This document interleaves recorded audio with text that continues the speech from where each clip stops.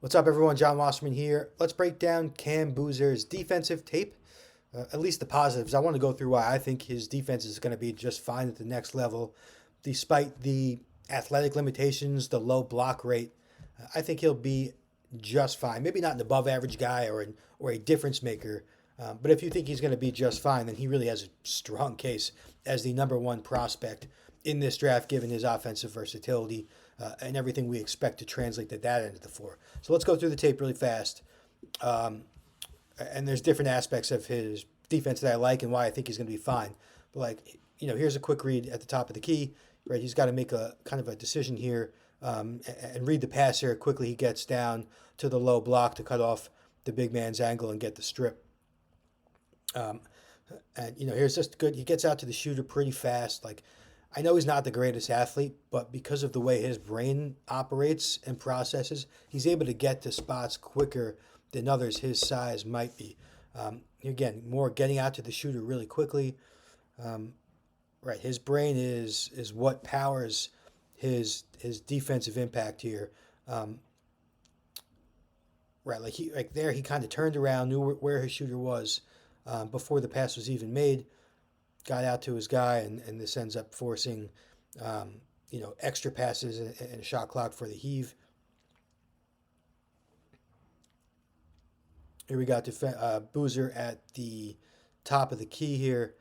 Again, I just kind of like the way he moves and switches onto guys. He's not going to be the switchiest defender, and he will get targeted in space. But again, he just knows where to be. This is a clip that stood out to me, and maybe I'm overthinking this, but to me, this is kind of like what I would do if I were to have the game slow down so much. This is a play where he's in drop a little bit right after he comes around the handoff, and he kind of gives up this shot right here. You'll see in a second, he turns around before the ball is even released because you know where it's going to go. That spot right there, the depth perception is very difficult. We're in the corner there, and the short corner, I should say, where you have to use touch and no backboard. I feel like that's a very low percentage shot. I would have to look at the numbers there. But he quickly turns around, knowing that it's going to be a short miss, and he's boxed out for the board.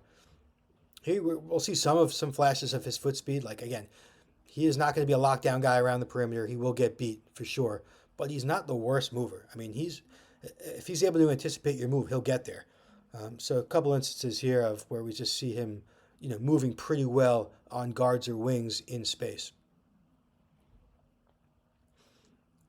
And he's got some quick hands too. We'll see some clips of not just the quick hands, but the hand-eye coordination to make strips. There's one right there, and we'll see a bunch coming up. I love this clip here. To be able to run backwards like that, with the ball handler moving in that direction, to get a clean strip with his left hand on the ball and not commit a foul is very impressive.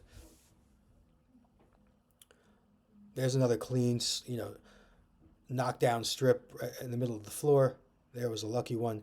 But, he does have very good hand-eye coordination. He doesn't get called for a lot of fouls when he reaches in because he does get all ball often. There's just a very sneaky defensive play coming from that left side to poke it out. Again, Boozer with a 3.2% steal rate. That's very high for a power forward or center. So again, I just love the way he kind of thinks the game. This is a great play that really kind of reflects both his effort, getting to the right spot. So gets back in transition. He knows he's got to get right to that center of the court. And then again, he anticipates that entry pass and jumps it.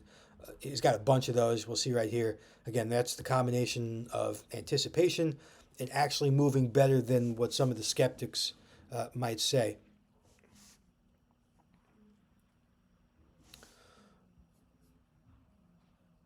Yeah, so I'm again, I don't think he's going to be a even maybe an above average defender, but I think he's going to make enough of an impact with his IQ, his rotations, getting to spots. His team defense, I think, is going to be an A.